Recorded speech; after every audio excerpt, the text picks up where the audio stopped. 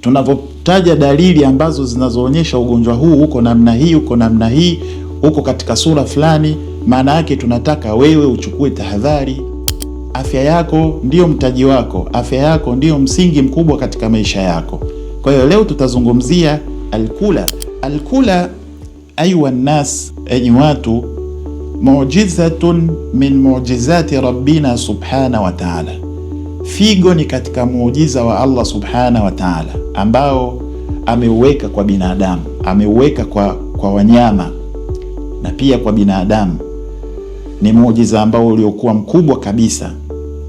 Allah subhanahu wa ta'ala amemtengeneza kila mwanadamu akamwekea figo mbili. Amemwekea figo ya kulia, lakini pia amemwekea figo upande wa kushoto. Wa hadha al-ud, na kiungo hichi ambacho kinaitwa alkula, ndugu mtazamaji, min al-a'dha'i allati ta'mal 24 saa, ni katika viungo ambavyo vinavyofanya kazi masaa 24 duna tawaquf, bila ya kusimama. Na hiki kiungo, ndugu mtazamaji, kinafanya kazi ya kusafisha damu katika mwili wa mwanadamu, mwili mzima. Yani damu ya mwili mzima inafanya kazi ya kusafishwa kupitia figo. Leo tutakutajia arad isabati maradhi al-kila, alama ambazo zinaonyesha kwamba mtu wewe umesibiwa na maradhi ya figo.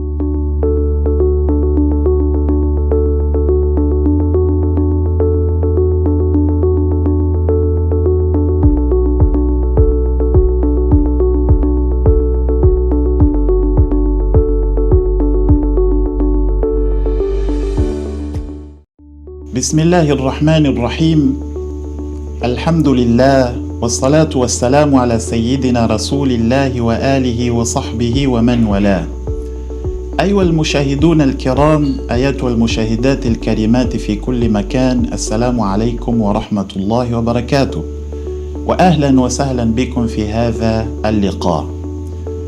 Leo biidhnillahi subhanahu wa ta'ala, kabla hatujaanza darasa yetu ambayo tumeiandaa kwa ajili yenu ndugu watazamaji, andi mufajaa, nina kitu ambacho kinaitwa surprise ambayo nataka kuambia, ambayo ni surprise muhimu sana biidhnillahi subhanahu wa ta'ala.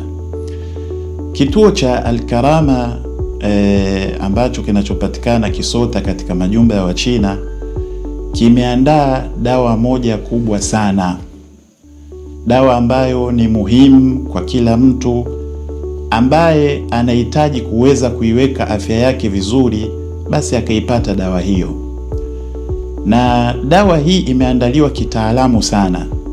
Ni dawa ambayo imepewa jina ambalo linaitwa Haramul Aman. Tunaposema Haramul Aman, maana yake kwa Kiswahili zeeka kwa amani.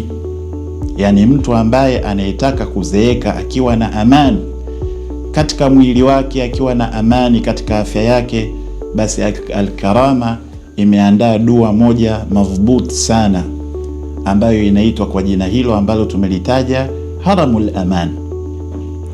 Na mtu yoyote ambaye mwenye umri kuanzia miaka 25, 30, 40 na kuendelea ila mala nihayata lah, inatakiwa aweze kuipata dawa hii ili aweze kupata afya njema na aweze kuzeeka katika sura ya amani kabisa biidhnillahi subhanahu wa ta'ala. Dawa hii inapatikana hapa kwa yule ambaye atakayekuwa anahitaji kuweza kupatiwa dawa hiyo ili aweze kuzeeka katika mazingira ambayo yenye amani, kwa sababu afya ni kila kitu, afya ni bora. Na pia wanasema wataalamu, kuna maneno ambayo yanatumika yanasema, alwiqayatu khairun min alilaj, kinga ni bora kuliko tiba. Watu wengi leo wamekuwa wanasubiria mpaka waumwe, akishaumwa ndio anaanza kutafuta tiba. Lakini mtu ambaye ni kayis, mtu ambaye lahu afkar mundabit, mtu ambaye mwenye fikra ambazo zilizokuwa sawa, yeye huwa siku zote anatafuta kinga kabla ya kutafuta tiba. Unapopata kinga, unakuwa na asilimia kubwa ya kuweza kuitengeneza afya yako, kuilinda afya yako ili uweze kupata kuishi katika maisha ambayo yaliyokuwa mazuri kabisa. Kwa hiyo Al-Karama Dua Center ambayo ikiongozwa na Sheikh Khalifa Makarama wamekuletea dawa moja ambayo ni mujarrab, dawa ambayo ni muazzam wa mubajjal, dawa ambayo inaitwa Haramul Aman, zeeka kwa amani.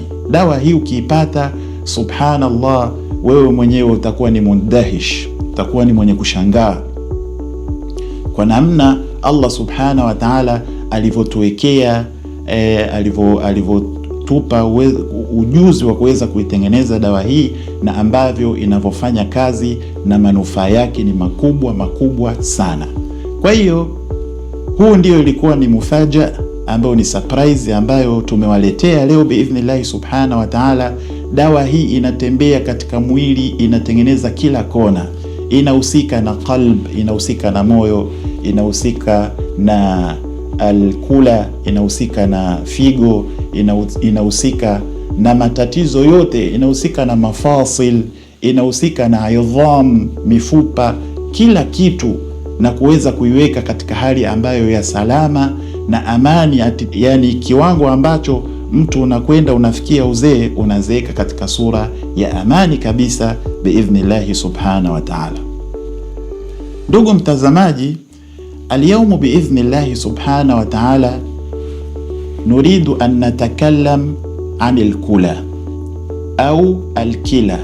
Leo tunataka kuzungumzia kitu kimoja ambacho kinaitwa alkula au kinaitwa alkila, ambayo kwa lugha ya Kiswahili tunasema leo tutazungumzia kitu kinaitwa figo.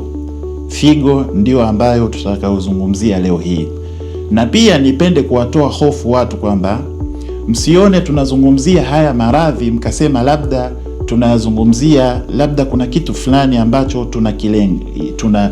Taban kuna kitu ambacho tumekilenga, lakini msifikirie kwamba tunakusudia kuingiza istifzaz au kuingiza labda vitu kwa watu. Hapana, lakini tunazungumza haya magonjwa ili wewe ambaye unaisikiliza darasa hizi uweze kuchukua tahadhari mapema, kwa sababu tunavyotaja arad, tunavyotaja dalili ambazo zinazoonyesha ugonjwa huu uko namna hii, uko namna hii, uko katika sura fulani, maana yake tunataka wewe uchukue tahadhari. Afya yako ndiyo mtaji wako, afya yako ndiyo msingi mkubwa katika maisha yako. Kwa hiyo leo tutazungumzia alkula. Alkula ayuha nnas, enyi watu, mu'jizatun min mu'jizati rabbina subhanahu wa ta'ala.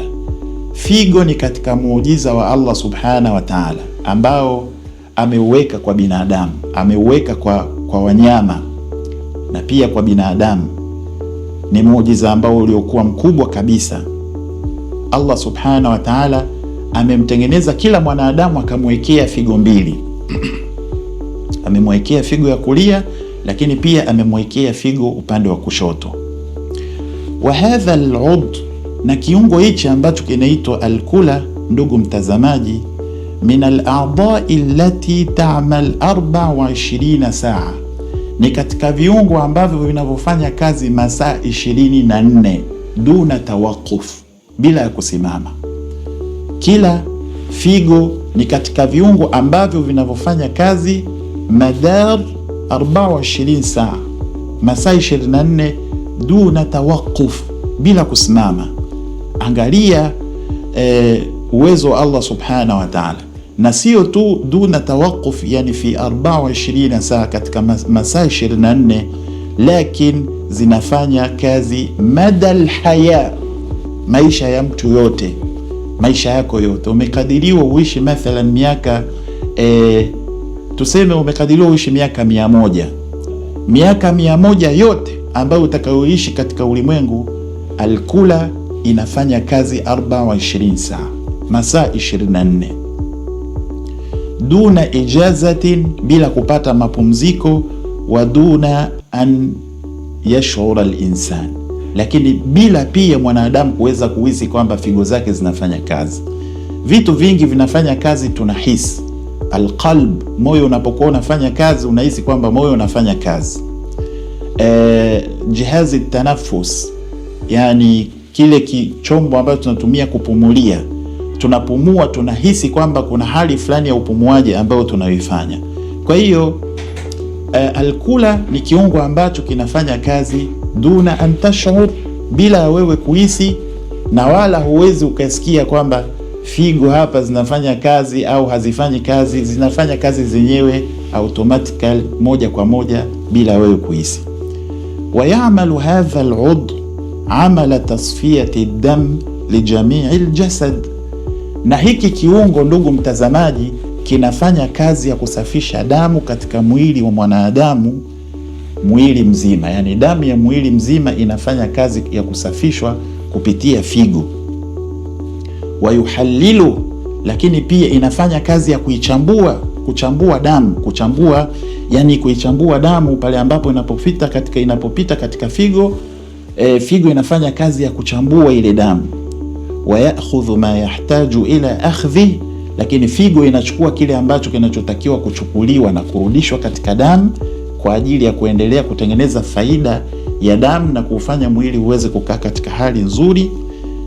Katika vitu ambavyo vinavyochukuliwa na figo na kurudishwa katika damu, miongoni mwa vitu hivyo alpotassium mathalan, ambao tunaita potassium, pia sodium, walma, na maji, lakini pia walkashium. Hivi ni vitu ambavyo vinafanyiwa tahlilat katika figo na kurudishwa kwa kiwango ambacho kinachotakiwa kubakia katika damu, ili damu iweze kwenda kufanya kazi na kuwa safi na kuzunguka katika mwili katika sura ambayo iliyokuwa salama kabisa. Lakini kile ambacho kisichohitajika katika damu, ambacho ni albaqi, ambacho kitakachobakia baada ya kuwa damu imefanyiwa tasfiya, allati la yahtajuha aljism, ambayo havihitajiki na mwili, yukhrijuha an tariqi albawl, figo inafanya kazi ya kutoa vitu hivyo katika njia ya mkojo. Na maji huwa yanakadiriwa kiwango fulani ambacho kinachotakiwa, kiwango kidogo ambacho kinachotakiwa kubakia katika damu, lakini kiwango kingi huwa kinatolewa katika njia ya mkojo.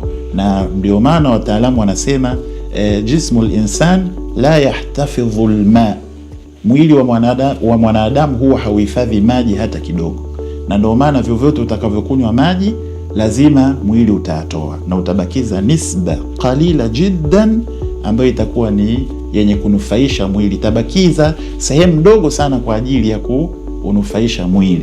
Kwa hiyo na endapo ambapo Allah subhanahu wa ta'ala, la qaddara Allah, askadirie, ikiwa kwamba maji hayatotoka katika mwili, huwa inapelekea kutokea matatizo makubwa sana katika kiwiliwili cha mwanadamu. Miongoni mwao kuna kitu anaita alintifakh. Intifakh maana yake mwili unaweza ukawa unavimba wa hakadha, na kuleta vitu ambavyo vitakavyokuwa ni mushkila katika maisha ya mwanadamu. Tunaendelea pia kuwakumbusha kwamba Al-Karama Dua Center imetengeneza dawa ambayo inaitwa Haramul Aman. Haramul Amani maana yake uzeeke kwa amani. Ili upate uzee wako kwa amani, basi utumie dawa hii ambayo inaitwa Haramul Aman. Ni dawa moja mujarrab, ni dawa moja muazzam, ni dawa moja ambayo ni kubwa sana. Kwa hiyo ukiitumia biidhnillahi subhanahu wa ta'ala utakuwa katika amn bitawfiki llahi subhanahu wa ta'ala. Katika figo ambazo Allah subhanahu wa ta'ala ameziumba na kuziweka katika kiwiliwili cha mwanadamu, kuna kitu anaita almisfa. Almisfa maana yake filter ambazo kazi yake ni kufanya kazi ya kusafisha. Angalia muujiza wa Allah subhanahu wa ta'ala katika uumbaji wake. Adadul masfa, idadi ya hizi filter ambazo zinazopatikana katika figo, fi kila min kilyataini, katika figo zote mbili. Wanasema wataalamu ambao wamefanya ihsaiyat au wamefanya taadad hadhihi almasfa, katika kuweza kuzihesabu hizo filter, wakasema zinafika milioni masfa katika kila figo.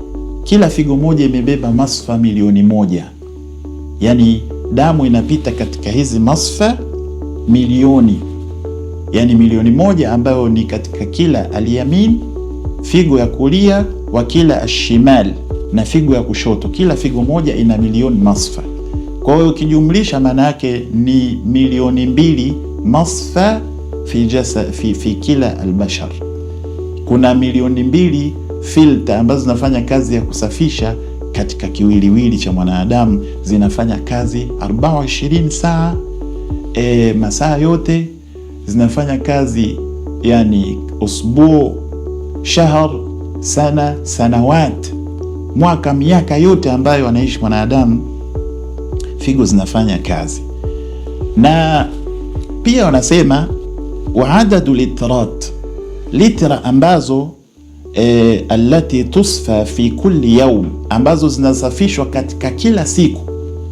Litra yani lita ambazo za damu zinazopita katika figo na kusafishwa kila siku ambayo inaenda kwa Allah subhanahu wa ta'ala ni takriban 180 litra min ad-dam. Lita 180 za damu zinapita katika masfa, katika figo, kuonyesha kwamba figo ni jambo ambalo ni kubwa sana, ni jambo ambalo lenye thamani kubwa sana katika kiwiliwili cha mwanadamu, na mtu anatakiwa awe na tahadhari sana katika kuweza kuzilinda figo zake. Uishi katika maisha ambayo utalinda figo zako, uwe katika amani, uwe katika utulivu. Na miongoni mwa vitu ambavyo vinavyoweza kukusaidia biidhnillahi subhanahu wa ta'ala ni dawa ambayo tumeitengeneza ambayo inaitwa Haramul Aman. Inafanya kazi katika kuweza kufanya tasfiyatil kila, katika kuweza kufanya usafishaji wa figo yenyewe, kuisafisha yenyewe. Inafanya kazi ya kusafisha damu, lakini lazima utumie pia vitu ambavyo vitakufanya kitu anaita tasfiyat al-kila. Kwa hiyo lita 180, unaweza ukajiuliza swali, yani lita 180 vipi na wakati mwili wa binadamu unabeba lita 5? Yani takriban lita 5 ambazo ndio zimebeba damu yote ya mwanadamu. Hii ni katika ile wanaita amalia tu takrar, amalia ya kujirejea. Yani maana yake inaingia, inasafishwa, inatoka, inarudi, inasafishwa, inatoka, inarudi, inasafishwa, inatoka.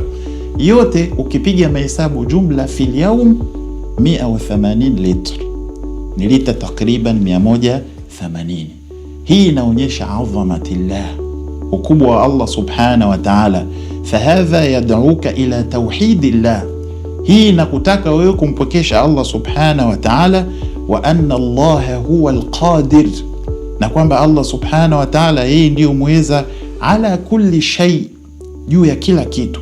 Hakuna ambaye anayeweza kuumba katika sura hii kama Allah subhanahu wa ta'ala. Yaqulu rabbuna, anasema Allah subhanahu wa ta'ala fi surati al-A'raf, katika surati al-A'raf akionyesha ukubwa wa kuumba kwake, akasema walaqad khalaqnakum thumma sawwarnakum, kwa hakika tumekuumbeni nyinyi na pia tukakutengenezeni sura, yani picha. Wanachuoni katika kuweza kufanya tafsiri ya aya hii wakasema ai taadilu ashkalikum, katika kuweza kuzinyoosha miundo yenu, yani maumbo yenu. Allah kakuwekea mkono, kakuwekea mguu, kakuwekea kaza, kakuwekea moyo, kakuwekea figo, kakuwekea vitu mbalimbali, kakuwekea katika kiwiliwili chako.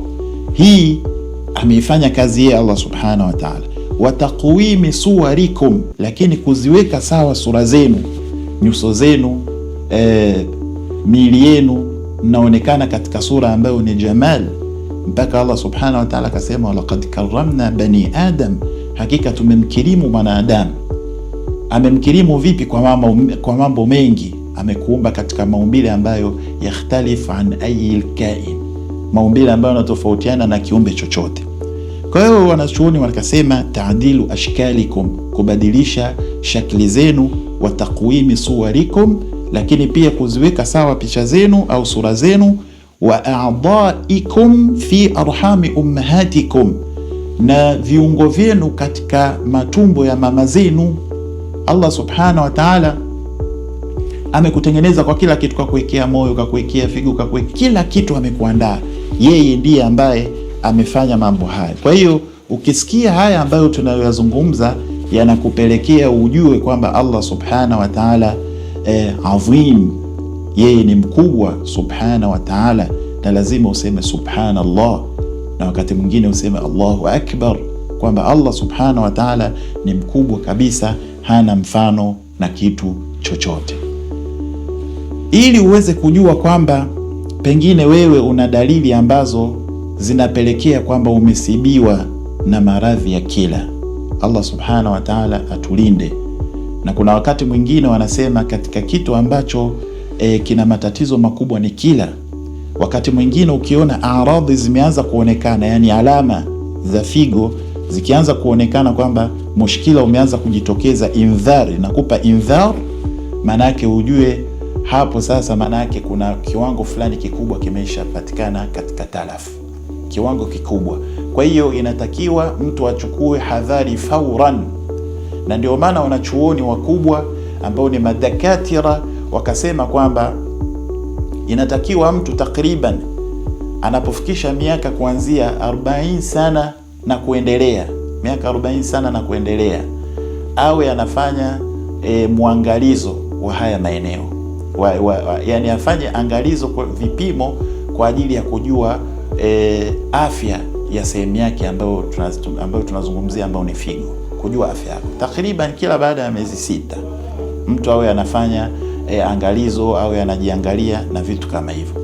Kwa hiyo leo tutakutajia arad isabati maradhi al-kila, alama ambazo zinaonyesha kwamba mtu wewe umesibiwa na maradhi ya figo. Jambo la kwanza, adamu fil baul, ni damu kupatikana, damu katika mkojo, katika haja ndogo. Mtu anapoona kwamba anakwenda haja ndogo alafu damu inatoka katika baul, katika haja yake ndogo, basi lazima achukue tahadhari. Japokuwa hii inaonyesha mambo tofauti tofauti, lakini pia inatakiwa achukue tahadhari na kuweza kufanya check up mapema, lakini pia kuweza kujipatia dawa mapema kwa ajili ya kuweza kuweka afya yako vizuri. Kitu cha pili, raghwatun fil baul, kuona povu katika haja ndogo. Kuna wakati mtu anaenda hammam, anaingia katika choo kwa ajili ya kwenda, au anaita maliwatoni, kwa ajili ya kwenda kukidhi haja ndogo, lakini anapoingia kimaliza haja ndogo anaona povu limekaa juu povu linakuwa limetokeza juu ya haja yake ndogo. Hii inaonyesha ni alama au indhar, unapewa indhar kwamba kuna tatizo ambalo linaweza likajitokeza. Kwa hiyo chukua hatua ya kuweza kuifanya, kwa sababu Allah subhanahu wa ta'ala alivyojalia hivi viungo vinavyofanya kazi, wakati mwingine huwa havinani moja kwa moja, yani havipati athari moja kwa moja, bali athari yake inaweza ikawa inakuja kidogo kidogo. Inapopata talaf jihaz katika sehemu moja, jihaz inapopata talaf, basi kuna jihaz nyingine inadakia kwa ajili ya kuisaidia ile nyingine. Kwa kama tulivyosema, katika figo kuna milioni masfa. Kwa hiyo masfa moja ikipata changamoto, masfa nyingine inaendelea kufanya kazi. Kwa hiyo ni muhimu sana mtu akachukua tahadhari pale ambapo atakapoona raghwatun fil baul. Ukiona povu katika mkojo, chukua tahadhari. Namba 3, takraru istiqadhi min an-nawmi laylan wa iradati at-tabawul, kuamka sana usiku alafu unakuwa unahitajia kwenda kwa haja ndogo, yani kipindi cha usiku. Wataalamu wanazungumza kipindi cha usiku, yani ukawa unaamka usiku unakwenda chooni mara kwa mara, inatakiwa uchukue tahadhari. Raqam 4, ghathayan, kuhisi mathalan, yani mtu anahisi kichefuchefu wakati mwingi. Ad-dawkha, kuna kitu anaita ad-dawkha, mathalan ad-dawkha maana yake adam al-ittizan, lakini kuna kitu anaita sudaa, maumivu ya kichwa ambayo hayana sababu, na vitu kama hivyo. Hizi ni arad wakati mwingine. Jambo la 5, aljafafu fil jism, mwili kuweza kupata jafaf, yani kama kukauka fulani. Hii ni arad, inaonyesha kwamba figo yako kidogo ina changamoto. Kwa hiyo natakiwa uweze kupata ilaj mubakiran, haraka, kabla fawati al-awan. Chukua tahadhari kabla fawati al-awan. Kitu kingine rakam 6, al-alamu fil idham, maumivu katika mifupa, min ghairi sabab, bila sababu yoyote mtu anapata maumivu makali katika mifupa, kwa sababu tunajua kwamba katika vitu ambavyo vinavyotengenezwa au vinavyochambuliwa na figo na kurudishwa katika damu na kupelekwa katika sehemu mbalimbali, miongoni mwa hivyo vitu ni al-calcium wal potassium, ambavyo vitu hivi viwili vinahusika sana na mifupa ya mwili wa binadamu. Kwa hiyo figo inapopata changamoto, maana yake mwili wa binadamu unakuwa unashindwa kuweza kutengeneza mazingira ya kuweza kulinda mifupa na vitu kama hivyo ambavyo tumevisema. Rakam 7, namba 7, al-alamu fil janibaini, maumivu katika pande mbili, yani katika upande wa kulia katika mbavu na upande wa kushoto katika mbavu kwa nyuma. Ukiona maumivu katika sehemu hizo, chukua tahadhari. Lakini pia maumivu ambayo yanashuka kuja katika mathana, kuja katika sehemu ya kibofu cha mkojo na kuelekea katika sehemu ya haja ndogo, pia inatakiwa mtu achukue tahadhari katika sehemu kama hizo. Na jambo la 8 ambalo lenyewe linahusika sasa, kwamba kuna maradhi mengine yanasababisha kutokea maradhi mengine, yani unapokuwa na changamoto fulani inasababisha kutokea changamoto nyingine. Miongoni mwa changamoto hizo, asukar, ni mtu ambaye mwenye sukari inatakiwa achukue tahadhari. Na pia kama darasa zilizopita tuliwahi kuzungumzia darasa linahusiana na sukari, lakini pia tukasema ilaji zipo, dawa zipo ambazo za mtu mwenye sukari, na tukaeleza vitu gani ambavyo mtu anatakiwa jitahadhari navyo kuvitumia ili asiweze kupata changamoto ya sukari ambayo itakayokuwa ni endelevu. Rakam 2, namba 2, katika maradhi ambayo yanaweza kupelekea maradhi mengine kutokea, kuna kitu ambacho wanaita ad-dhaghtul murtafi', yani presha ya kupanda. Mtu anapokuwa na presha, basi inaweza ikampelekea yeye kuweza kupata changamoto katika figo, kwa sababu damu pengine labda itakuwa inakimbia zaidi na inaweza ikapelekea kutokea changamoto katika figo. Kuna kitu kingine kinaitwa hasawat au almathana, hasawat fil kila au fil mathana, yani kuna vijijiwe ambavyo wanaviita vijijiwe ambavyo vinavyopatikana katika figo. Allah subhanahu wa ta'ala atupe afya wote ambao, na Allah subhanahu wa ta'ala ajalie miili yetu iwe na afya ambayo ni salama.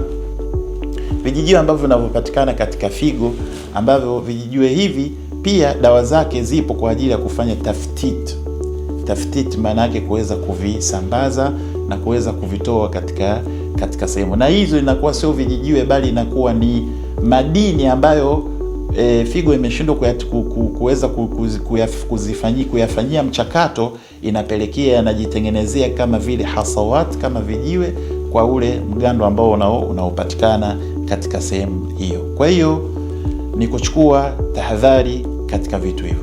Nyuma kidogo tulizungumzia raghwa ambayo tunasema ni povu. Unapoona povu, manake lile povu wanasema ni vitamini ambazo zinazotoka moja kwa moja bila kupelekwa katika damu, yani vitamini zinakuwa zinatoka moja kwa moja. Na mtu anapoenda hospitali kwa ajili ya kupima, maana yake wanachukua damu kutoka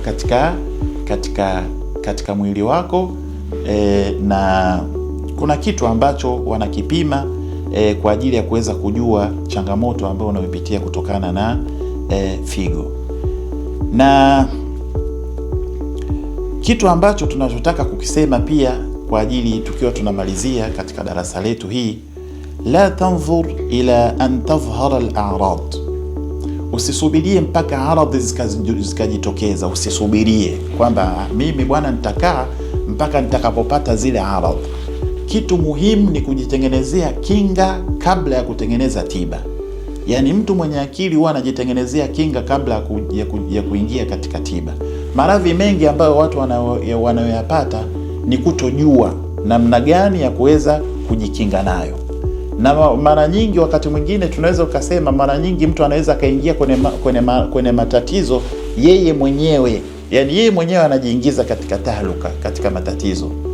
Leo tunaweza ukaambiwa bana, jamani, kuna mambo ambayo yanaleta changamoto katika mapafu, mathalan kuvuta sigara, lakini unakuta mtu anakwenda ananunua sigara anavuta, anajiletea changamoto katika mapafu. Au kaambiwa bwana usinywe pombe, pombe inaweza ikakuletea madhara, lakini unakuta mtu anakwenda ananunua mwenyewe pombe anakunywa. Kwa hiyo madhara mengi. Au mtu anaambiwa bwana usizini, kwa sababu ukizini pengine unaweza ukapata ukimwi au ukapata AIDS, naqsul manaa, lakini unakuta mtu mwenyewe anaenda kuinunua, anatembea na watu ovyo ovyo, inamsababishia kuingia katika matatizo. Kwa hiyo matatizo mengi ni watu kujitengenezea wao wenyewe, lakini kama mtu atachukua tahadhari, atafata njia iliyo salama, mara nyingi mtu katika amani na kuwa ni amani, na atasubiria tu kile ambacho Allah subhanahu wa ta'ala amekikadiria. Kwa hiyo usisubiri an tadhhara al-a'rad, zikazihiri arad, la budda min an taqiya jasadaka min al-amrad, lazima ukinge mwili wako na magonjwa ibtidaan, toka mwanzo, usisubiri. Lianna alwiqayata khairun min alilaj, kwa sababu kinga ni bora kuliko tiba. Tunawaambia tena mufajaa au surprise yetu ambao tunawakumbusha tuliokuwa tumeisema. Al-Karama Dua Center imetengeneza kitu ambacho imetengeneza dawa ambayo inaitwa Haramul Aman. Al-Karama Dua Center imetengeneza dawa ambayo inaitwa Haramul Aman, yani kwa Kiswahili zeeka kwa amani. Yani ukitumia dawa hiyo, manake Allah subhanahu wa ta'ala atakupa uzee wenye amani, ambao hauna changamoto nyingi, hauna mazongwe mengi, yani utakuwa uko katika sura ambayo ni ya amni biidhnillahi subhanahu wa ta'ala. Kwa hiyo usiache kuitafuta dawa hiyo.